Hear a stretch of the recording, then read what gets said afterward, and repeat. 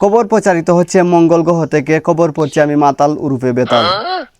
গতকাল টাঙ্গাইলে মিষ্টির দোকানে মাছির হামলায় 1300 জন আহত, 3 জন নিহত। নিহত 3 জনদের চিকিৎসার জন্য মুরগির ফার্মে ভর্তি করা হয়েছে, আর আহত মানুষদের শ্বাসরিয়া রোগের কামলা লইয়ে লাথি মেরে গেড়ে দেওয়া হয়েছে। এদিকে আমাদের সাংবাদিক মিস্টার লেরিমনি জানিয়েছেন, গতকাল মঙ্গল গ্রহ থেকে এক বস্তা পেঁয়াজ ছিনতাই হয়ে যায়।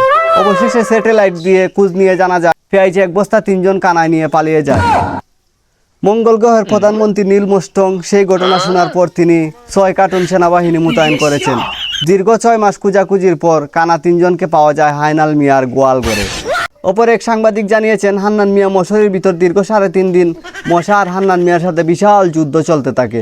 কিলাকিলি লাতালাতি ঘন্টার পর ঘন্টা ঘটনা জানাজানি হওয়ায় ফায়ার সার্ভিস এসে হান্নান মিয়া মশারি সহ আটক। ফায়ার সার্ভিস টিম জানিয়েছেন, মশা এবং মশারির কোনো ক্ষয়ক্ষতি হয়নি, তবে হান্নান মিয়া আহত হয়ে গিয়েছে। তাকে চিকিৎসার জন্য ফার্মের মুরগির গ্যারেজে ভর্তি করা হয়েছে।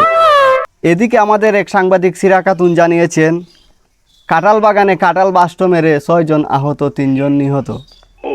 কাঁঠাল গাছের কোনো ক্ষয়ক্ষতি হয়নি বিস্তারিত জানিয়েছেন।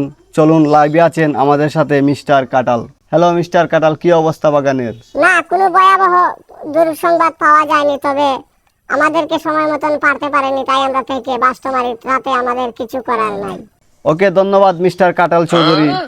খবরটি শেষ হলো, পরবর্তী খবর নিয়ে আসবো আগামী সপ্তাহে।